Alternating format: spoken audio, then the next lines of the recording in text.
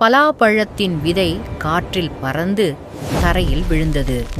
கடும் வெயிலால் அந்த விதை வாடத் தொடங்கியது. அப்போது ஒரு ஒட்டகச் சிவிங்கி வந்து தனது வாயால் அந்த விதைக்கு தண்ணீர் ஊற்றியது. இப்போது தினமும் மற்ற அனைத்து விலங்குகளும் அருகிலுள்ள ஏரியிலிருந்து தண்ணீர் கொண்டு வந்து அந்த செடிக்கு ஊற்றத் தொடங்கின. சில ஆண்டுகளுக்குப் பிறகு அது வலுவான மற்றும் உயரமான பலாப்பழ மரமாக வளர்ந்தது.